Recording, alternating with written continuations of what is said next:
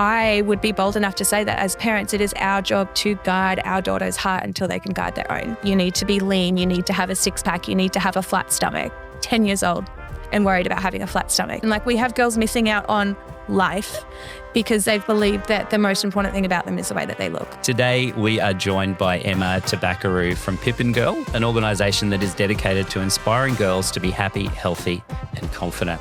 Welcome to the podcast, Emma. Thank you for having me. I wanted to start today by reading a few lines from a blog post on your website to set the scene for our listeners. So this comes from an open letter to my daughter. This is really moving, and these are just the headlines. There's a whole lot more in it, and you should get over to the website and check it out yourself. But here are the lines. I hope that you would know that your worth can't be changed. I hope you'll find the most favourite version of you. I hope you'll keep your heart soft. I hope you'll find your courage. I hope you'll understand that your beauty has nothing to do with what you see in the mirror. I hope that your life will be more. I hope that you won't ever lose your wonder. And lastly, I hope that you know I'm in your corner always. So this gives us all of our listeners, an idea of your vision for girls. I wonder if you could share a little bit about what personally inspired you to start Pippin Girl. And I have to know right from the start, what's the significance of the name Pippin? Oh, yes. Okay. Well, first of all, thank you so much for reading out that letter. I actually haven't read it in a while, and it kind of makes me a little bit choked up and teary just hearing that again. I'm like, oh, wow, yeah, I wrote that. I forgot about that. First of all, I guess the name Pippin Girl Pippin is actually an Anglo-English Saxon word from back in the day, and it means seed or potential or grain of gold. And so when I was looking for something, I was like, I just want to encapsulate this idea that there's so much in our girls that is untapped and that they are these seeds and there's potential and they're grains of gold. And so that kind of, as soon as I came across that word, I loved it. Bit of a funny story though. As I was kind of building the business, I got a call from my mum and dad one night. This is taking on a tangent straight away, but I got a call from my mum and dad at about 9 o'clock at night, and they were quite concerned. And they were on the phone. They're like, Emma, your dad and I, we were just talking, and we were just wondering, do you know what pimping means, don't you? And I was like, yes, I do know what pimping means. They're like, well, why is it? I'm like, no, it's not Pippin Girl, it's Pippin Girl. So to make that really clear, it's Pippin Girl, Pippin, not pimping. And so, yeah, that's what I went with for my business. A little bit out there, but basically I guess what's kind of brought me to this place of working and having such a, just a real heart for seeing young girls thrive was probably, first of all, my own teen experience. Probably just so many conversations that I wish that I had or had someone had with me as a young girl, probably not understanding how incredible my body was as I went through my teen years and not appreciating that, not taking care of it well, and just wanting more advice and knowledge that I really needed in those years to make better decisions. And so I guess that's probably the first bit of where this has started. And as I went through university to study secondary teaching, I just knew in my heart that I was like, whatever school I get into, I want to start working with girls. And so I did that. My first job out of teaching was actually here at Emmanuel College, where I also went to school. And so I started a breakfast girls program, just hanging out with these girls in the morning. We'd have toast with jam and some juice, and we'd just chat about all of these big topics that are really affecting them and that they're really finding challenging, but no one's holding the space to have this dialogue. And from there, obviously I'm a high school biology teacher trained and also moved into a chaplaincy position for a few years here at Emmanuel. Then when I went to have my own children, I just it was just a real moment for me. I could tell you where I was walking on the beach, and I just had this thought. I was like, I'm going to write a book for tween and teen girls. And that's kind of where it started, is I just wanted girls to have a beautiful resource that they actually wanted to read that would really inform them about how wonderful their bodies were, how remarkable they were made, their identity, their worth, and kind of wrap that all into one message. Because you can get knowledge from anywhere. You can hear biology information anywhere. But to tie that to value and worth and identity, I think is really important. And so basically that's where I started to create these series of magazine-style books for tween and teen girls, which then launched me into starting to be asked to speak in schools. And that over, I guess, the last 4 or 5 years has now become my full-time job. So I now travel around Australia speaking to young people from year 5 right up to year 12 about all the big things: puberty, friendship, body image, social media, relationships, dating, sex, all of it. Those are now the conversations that I'm having with young people on a weekly basis. So that's me. That is awesome. Yeah, thank So you. speaking of those conversations, there's obviously a lot of challenges, a lot of conversations that you are having, and you're obviously having conversations on the ground with young people, young girls, and with parents and with teachers. What are the common themes, the common ideas that are coming up over and over and over again that I guess the work that you're doing is meeting? Yeah, good question. What I would say, I'm like, where do I start, first of all? And I promise by the end of this conversation, you're going to leave feeling more hopeful, but you might not feel it right now as I talk about some of the challenges. I think on the ground, the first word that popped to mind when you're asking that question is overwhelmed. I would say that our girls are overwhelmed with the pressure. And I mean, there has always throughout history been beauty ideals and standards for women, but that is now in their face 24/7. And most of it is unrealistic and filtered.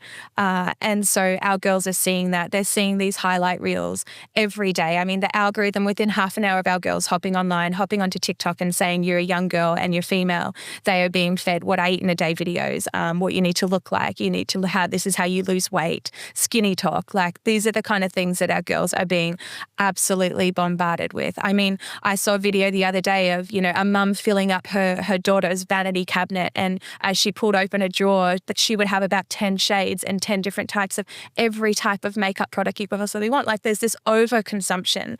And just as our girls get their head around, like one trend or there's one product that's trending, the next week it's something different. And so a conversation, I had a girl just last week in year 5 who put her hand up in a session and she said, this morning I was online and there was a new girl who was going to Mecca today to get this new lip gloss.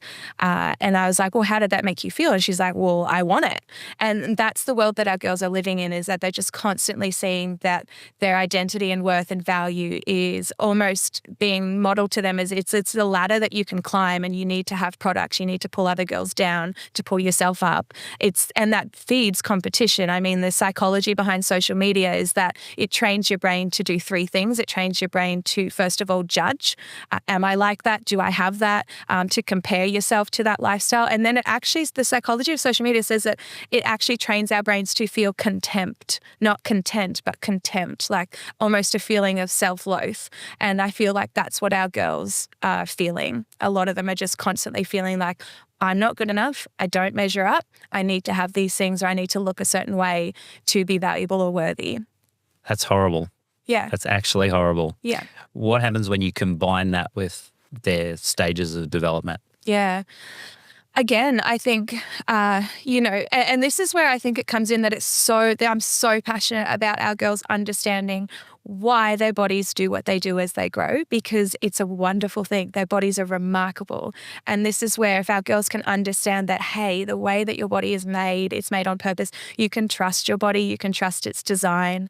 It's made to change, because that's exactly it, is that our girls, their bodies are changing. They're starting to store fat and feel softer in certain places. All the wonderful things that a growing girl's body should be feeling like, but yet they're seeing at the same time like, hey, this is how you lose weight. You need to be lean. You need to have a 6-pack. You need to have a flat stomach. I mean, I had a session with, again, year 5 girls. Year 5 girls blow me away. Every time I run a session with year 5 girls, in my head, I think to myself, no, they're not there yet. They don't need these conversations. And then we start having these conversations and it blows me away at actually how much they need to be having them and that they're there. So this group of year 5 girls, we talked for half an hour about the pressure that these year 5 girls felt to have a flat stomach. 10 years old and worried about having a flat stomach. And then so to be able to speak into that and be like, hey, no, you know what? Your body is doing exactly what it's supposed to be doing. If you're feeling softer around your abdomen, I mean, we're getting biological here, but your hips and your thighs, like you can give your body a pat on the back because it's doing exactly what it's supposed to be doing. Like fat equals energy. Fat is good. Every woman's body needs to have a healthy amount of fat to turn on your reproductive system and to create new bones and muscles and have energy to grow and develop. And so I think, yeah, it's tricky for our girls as they're growing. It really is. It's really hard. And again, that comparison of where am I on the journey compared to my friends, and some of my friends are developing and so they're getting, attention from boys. And Research shows us that girls who go through puberty earlier actually are more likely to experience body dissatisfaction and body image issues because their bodies are changing earlier, ahead of their friends. They're growing taller, they might be gaining weight, becoming softer, curvier, things like that. And so those are our girls that sometimes struggle the most as well. Yeah. That's really insightful, particularly that it's getting younger and younger that you're having these conversations as well. And, you'd want to hope that they can just be children. That they can just grow up naturally and they're bombarded with all the imagery, everything that's coming with it. And I mean, it's even the games that they play. So if you hop on the App Store and you type in girls' games into the App Store, it comes up with, it's all blow-up games. It's you got to do someone's nails, you got to do someone's hair, makeup, get them ready for a date, get them ready to go out. I mean, there's even games like, I think it's been taken off now, but there's a game, Princess Plastic Surgery, where a girl starts off unhappy and the more plastic surgery you give her in the game, the happier she gets. And I mean, you type in, and it's just these stereotypes, right? Like you type in boys' games to the App Store and you're getting, besides things like, royal, whatever it is, royal clash of whatever, but you're getting fighting, you're getting sports, you're getting racing, you're getting creating, building, those kind of things. And so we still have these messages for girls that are, hey, the most important thing about you is the way that you look, but hey, boys, you can do anything. And so as much as we've made ground in these areas and, girls have more opportunities in sport, more opportunities in work and things in careers and things like that than ever before, we still have these stereotypes that are shrinking our girls and still trying to pull them down and be like, and make them small, which breaks my heart. So you're breaking my heart as you're talking about it. That's just intense. Yeah. So what are you saying to parents? What advice are you giving to parents about what they can do? And it seems very overwhelming, for us as a society even. Yeah. I mean, as if there's adult women listening to this, then we would know as adult women being on social media and seeing these posts is enough. And we have fully developed brains and our daughters don't. And so they're so driven by emotions in that risk reward cycle. And so I would be bold enough to say that as parents, it is our job to guide our daughter's heart until they can guide their own. And we need to be guiding our girl's heart against these things. We need to be saying, hey, that's not who you are. This is not what's important about you. I would say keeping them offline is the first thing, and being really mindful about what they are viewing online, how that's making them feel, having conversations about the messages that they're receiving, being really mindful to educate and make them literate online, that they understand the role of an influencer, why influencers do what they do, who's benefiting from that. The beauty and health industry is worth $451 billion. They don't market through ads on free to air now. Like back in our day, I'm putting us in the same age category here, but back in our day when you're growing up, like an ad would come on TV and you knew it was an ad. You knew they were trying to sell you something. That doesn't really happen now. They're using what is called UGC, user-generated content.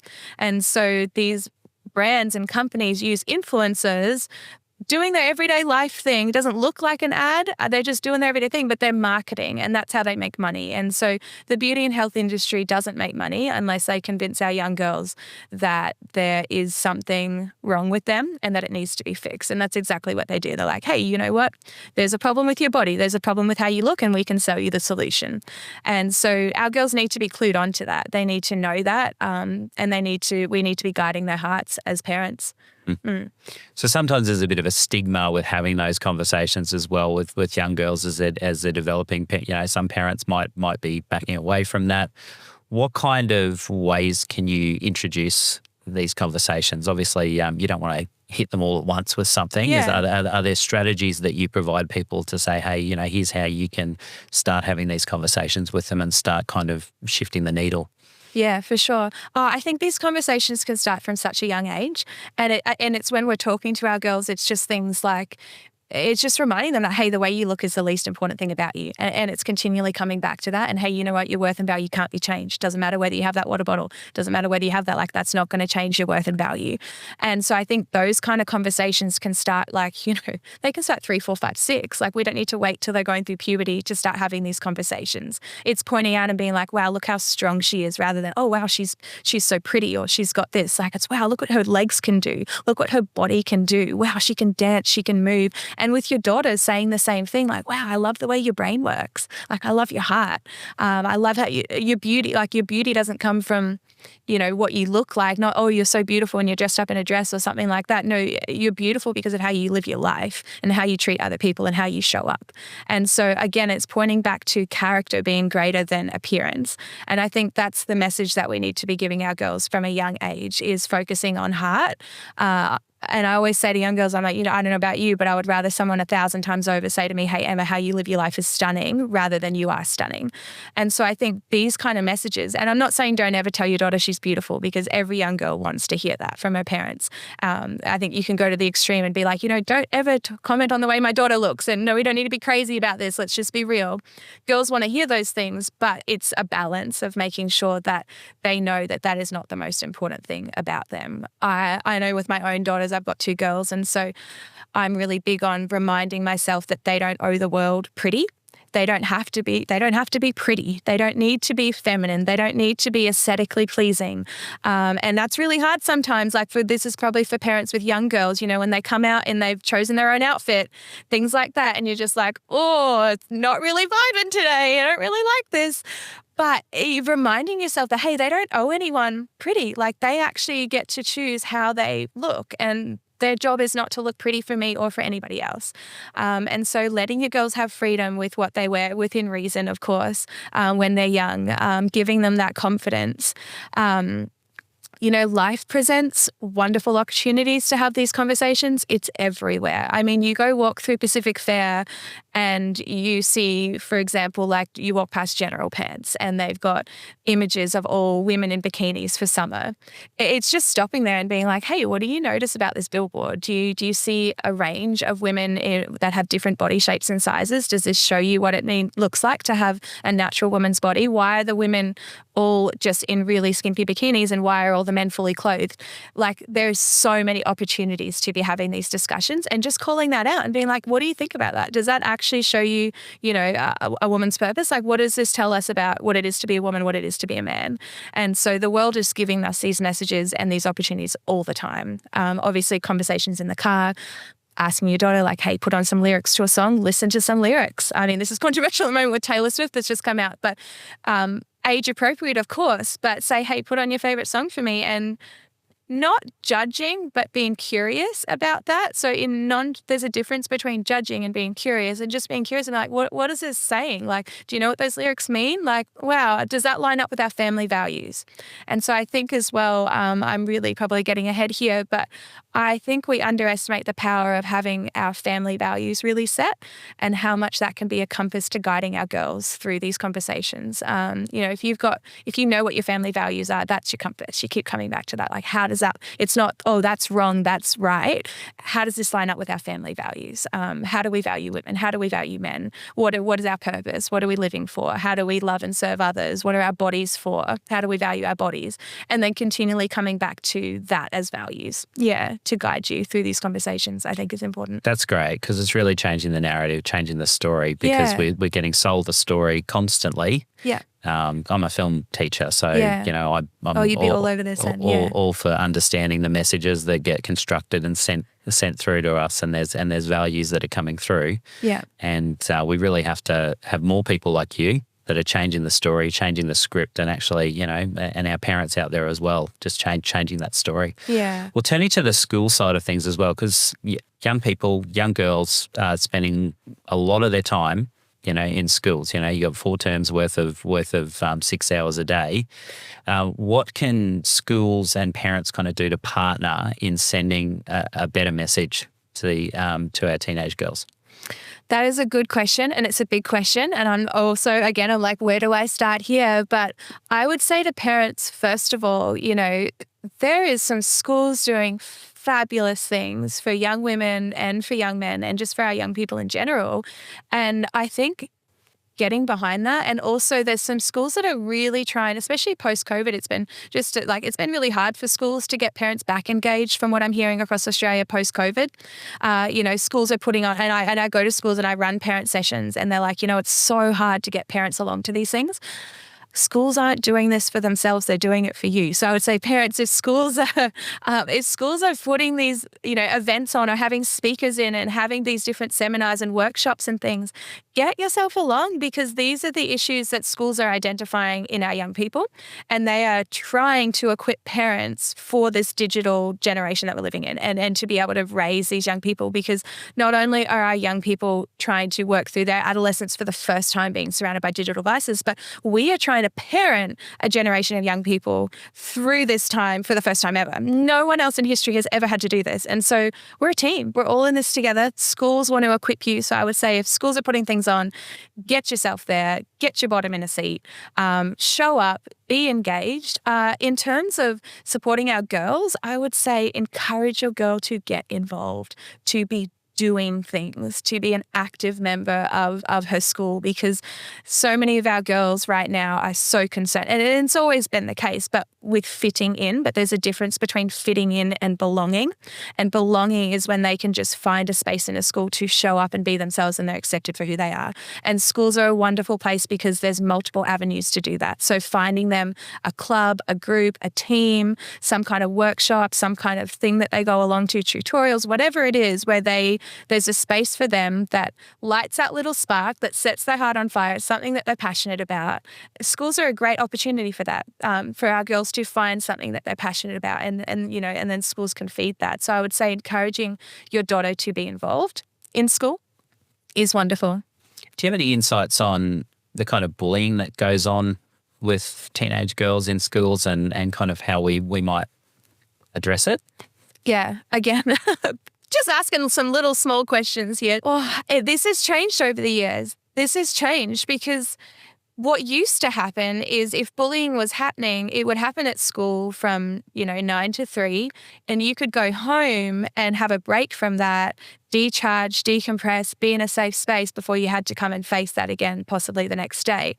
Bullying's always been there, but the difference is now that it's 24/7. That it doesn't necessarily ever stop. And sometimes it actually only gets worse when the kids get home. And so I think that's something as parents that we need to be aware of now, is that it follows them home. And so it might be happening at school, and then they get online, and it's happening in a group chat, and it's nasty, and it's words that they can read, and they can screenshot, and they can save, and they can dwell over and over again. And so I think that although bullying has always been traumatic and painful, it's possibly even escalated and exaggerated now because of the online space that our girls are facing. And so, again, I think as parents, it's not being naive to that, and I think most parents are actually quite aware that this is coming home, especially parents. And I'm so sorry for any parent listening that has had to go through this with their son or daughter, because, we're losing kids in Australia to online bullying. And it's not I don't think I can give you like a one solution. I think that we have girls that are very dysregulated because of a lack of downtime from social media and a lack of downtime from being online and from being disconnected. We have girls who, they've done studies where the part in the brain that kind of lights up for empathy and for considering someone else's feeling actually is only activated when you're not doing anything. So that part of that, when you hop in a shower and then all of a sudden you start thinking about your friends and I got to text that person. It's because you're not doing anything. Our kids are not getting that time. And so it's almost like that empathy muscle in their brain is not being built. They're not given time to decharge, to think about things deeply, to consider other people's feelings, to put themselves in someone else's shoes. And so again, I think a lot of it comes back to guarding our girls' hearts, but guarding their time as well, and making sure that, especially, in schools like Emmanuel, where our girls can be absolutely flat out and booked, from scheduled event to scheduled event, they need to be having downtime. We need to have our girls more regulated so that they can then show up in their relationships better and their friendships better. And I think that's what I'm seeing, is that we just have a lot of girls who are stressed, are feeling pressured, are absolutely overscheduled, and then coming to school. And if we were to try and navigate friendships well on that, and not having good sleep and waking up at night to check notifications, and coming to school tired, our relationships aren't going to be going well either. And so I think a lot of it is just coming back to some basics for our girls. And I think in that we'll see their relationships thrive more too. Yeah, the big message that's come through really is that changing of the script. Like it's Absolutely. essentially rewrite the script. Yeah. The script's got to be rewritten. Yeah. And our girls, they need to know that there's nothing else except that their worth and value cannot be changed, that there is nothing they can do. There's nothing they can do to add. There's nothing anyone else can do to take away from their worth and value. There's no product they can have. There's no look that they can achieve. Those things, chasing those external measures of validation, I liken it to hopping on a hamster wheel that they will be running on their whole life and they're never going to get there. So when I talk to young girls, I say you have two choices. You can chase your value and worth and place it in these things and you will be running your whole life and you're never going to get there. Or you can hop off and you can tap out of that race and you can be like, no, you know what? My value and worth cannot be changed. What matters for me is how I show up. It's how I love people. It's how I'm loved. It's my relationships, how I show up in the world. It's how I live my life. And so I think, again, I worry that we have a generation of young women that are so distracted by appearance and by being the next influencer and likes and follows and snap streaks and all these things that we actually, we're missing out. Like the world's missing out. Like we're missing out on the next scientists and creators and artists and all that because they're so distracted by this really very, very shallow version of who they are and who they could be. Yeah. So I'm bigger. I want bigger for our girls. I want them to be living big, full, glorious lives. I was speaking to some girls. I'm just talking now, so you can cut this whenever you want, John. But I was talking to a group of girls, and I ask this question when I speak to young girls, and I say, have you stopped doing something you love because you're worried about what you look like, or you've just brought into this message that as a young woman, your job is to be on the sideline. You just can't do that because you're a girl. And the things that girls tell me breaks my heart. I have girls that say I used to go to the beach and swim with my mum. I don't swim at the beach anymore with my mum because I'm worried about how I look when I go to the beach. So you're telling me that you're not diving under crystal clear waves and opening your eyes. You're not lying flat back in the ocean. We have girls missing out on life because they've believed that the most important thing about them is the way that they look. Girls that have stopped doing martial arts, stopped doing dancing, that have stopped drawing, that have stopped doing all of these things that actually that's what life is. That's the good stuff. That's where you get your passion. That's where you get that sparkle in your eye. And we have girls that are stopping doing these things because they're worried about how they look.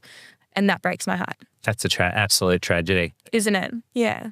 So as we wrap up today, what are some pieces of advice that you could give to our parents? It could be a list, it could be one or two things, or it could be one thing that you could leave them as a parting thought.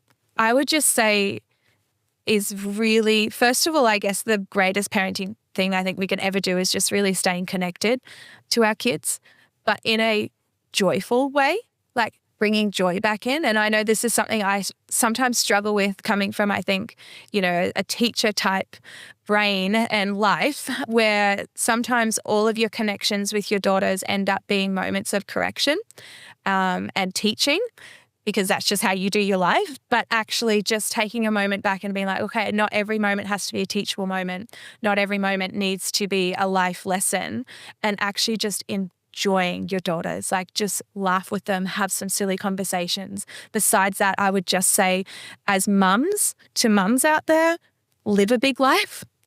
Break some of those stereotypes, challenge yourself. Even if you're I don't want to hop in the pool today because I don't like how I look. No, get in that pool.